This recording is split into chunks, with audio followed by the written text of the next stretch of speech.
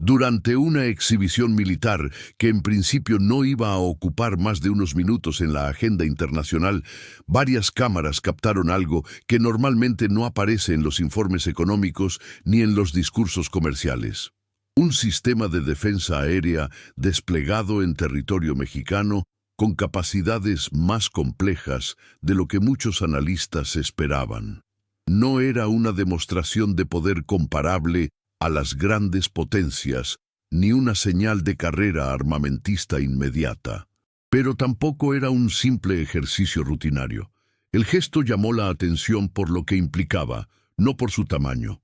Durante décadas, México construyó su identidad internacional alrededor de una idea específica: estabilidad interna, comercio exterior y una política exterior enfocada en no proyectar poder militar más allá de sus fronteras. A diferencia de otras naciones, su seguridad se centró en la protección territorial básica y la cooperación regional. El país no necesitaba mostrar capacidades avanzadas para sostener su posición internacional, porque su influencia provenía de otro lugar: la economía. Pero el mundo en el que esa lógica funcionaba empezó a cambiar. El siglo XXI introdujo una característica que no dominaba la política global desde hacía tiempo: la superposición entre economía y seguridad. Las cadenas de suministro, la energía, la tecnología y la infraestructura digital comenzaron a ser considerados elementos estratégicos. No bastaba con comerciar. Había que garantizar continuidad. La seguridad dejó de ser exclusivamente militar, pero tampoco dejó de serlo. Cuando un país se vuelve parte esencial de la producción continental, energía, manufactura, transporte, su estabilidad interna adquiere valor internacional, no solo para sí mismo, sino para todos los que dependen de ese flujo. Eso modifica el significado de la defensa.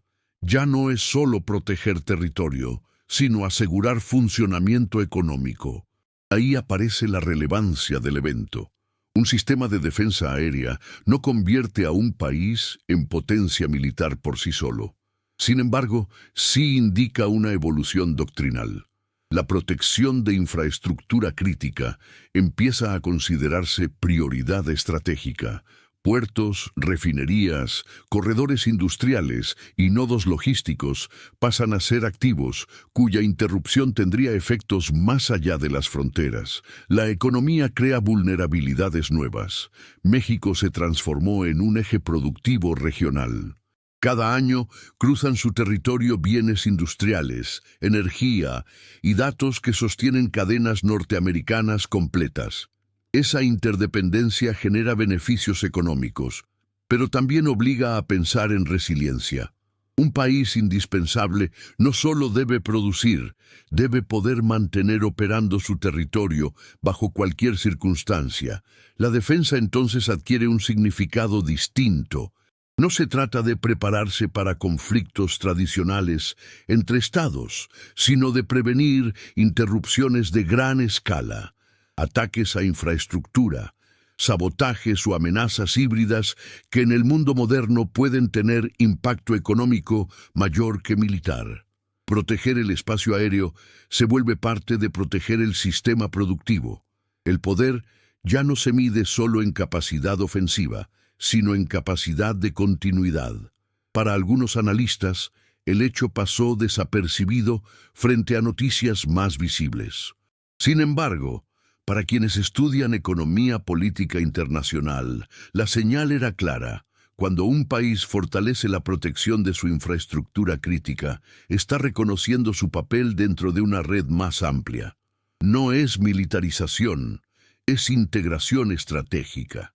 En el pasado, América del Norte dependía de rutas globales distantes. Hoy, una parte creciente de la producción ocurre dentro del continente. Esa proximidad reduce riesgos externos, pero aumenta la importancia de la estabilidad interna. Cada nodo del sistema necesita ser confiable. La seguridad se vuelve compartida sin ser formalmente conjunta. Estados Unidos, Canadá y México no forman una alianza militar tradicional comparable a otras regiones, pero su interdependencia económica los acerca funcionalmente. La protección de un corredor industrial en uno de ellos beneficia a todos. Así, medidas que parecen nacionales tienen efectos regionales. La geopolítica moderna no siempre se anuncia en tratados. El contexto global también influye. Tensiones entre potencias mayores, competencia tecnológica y reorganización energética impulsan a los países intermedios a asegurar su posición. No para proyectar fuerza, sino para garantizar que su territorio siga siendo confiable dentro de un sistema económico más incierto. La defensa se convierte en credibilidad. Cuando inversionistas o industrias evalúan ubicaciones, consideran no solo costos, sino estabilidad operativa. Infraestructura protegida implica menor riesgo de interrupción. El despliegue observado, más que un mensaje militar, puede leerse como mensaje económico. Continuidad asegurada. La frontera entre economía y seguridad se difumina. Esto no significa que México cambie radicalmente su postura histórica ni que busque competir en gasto militar global. Significa que adapta su estrategia a un entorno donde la producción industrial y la logística tienen dimensión estratégica. Protegerlas es parte de mantener competitividad. La globalización no desapareció, se volvió regional.